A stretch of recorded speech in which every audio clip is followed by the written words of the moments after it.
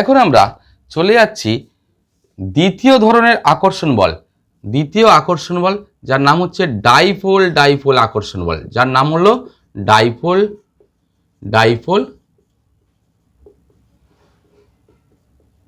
আকর্ষণ বল।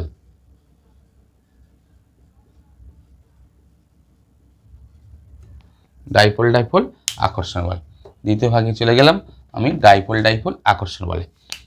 Dipole dipole আকর্ষণ বল বা ইংরেজিতে বলা হয় ডাইপোল ডাইপোল অ্যাট্রাকশন ফোর্স। এটিও কিন্তু আন্তঃনাণবিক আকর্ষণ বলের একটি ভাগ। এখন যে সমস্ত প্রশম অণু তাদের মধ্যে ধ্রুবীয়তা বর্তমান, অর্থাৎ দু ধরনের পরমাণু দ্বারা ওই অণুগুলি গঠিত হয়েছে, তাদের মধ্যে কিন্তু ধ্রুবীয়তা বর্তমান। যেমন আমি যদি চিন্তা করি H2O তে হাইড্রোজেন এবং অক্সিজেন দুজনের তড়িৎ ঋণাত্মকতার পার্থক্য আছে, ফলে অক্সিজেন এবং হাইড্রোজেন যেহেতু কৌণিক আকারে অবস্থান করে, এখানে কি হচ্ছে, অক্সিজেনের তড়িৎ ঋণাত্মকতা হাইড্রোজেন অপেক্ষা বেশি বলে এই বন্ডের ইলেকট্রনগুলিকে অক্সিজেন নিজের দিকে টেনে নেয়।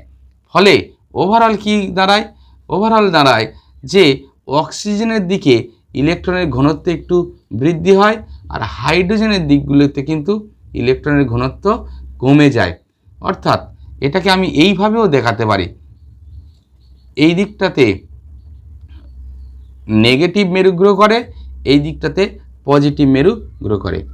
যখন এই অবস্থা, তখন ওই জলের অণু বা ওই ধরনের প্রশম ধ্রুবীয় অণুর কাছাকাছি ওই প্রশম ধ্রুবীয় অণুর অন্য কোনো প্রতিবেশী অণু যদি কাছাকাছি আছে, তার নেগেটিভ মেরুর সঙ্গে এর পজিটিভ মেরু একটা আকর্ষণ বল দেখা যায়।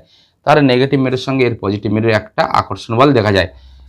একইভাবে এর নেগেটিভ মেরুর সঙ্গে অন্য একজনের পজিটিভ মেরুর কিন্তু আকর্ষণ বল দেখা যায়। একইভাবে এর সঙ্গে পজিটিভ মেরুর সঙ্গে এর নেগেটিভ মেরু একটা আকর্ষণ বল দেখা যায়।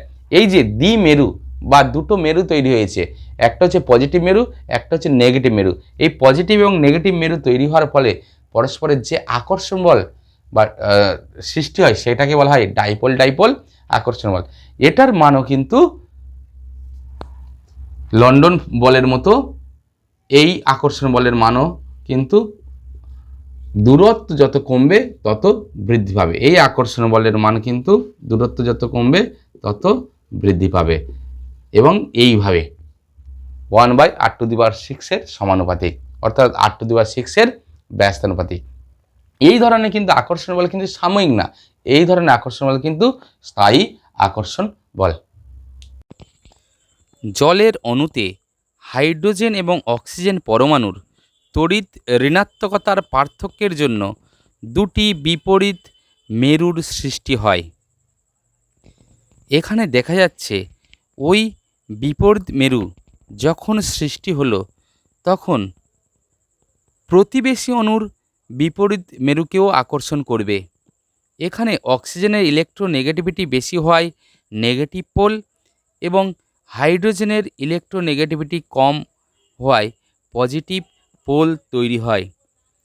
এইরূপে প্রতিটি জলের অণুতে পজিটিভ এবং নেগেটিভ পোল তৈরি হয়, ওই জল অন্য জলের অণুকে আকর্ষণ করে।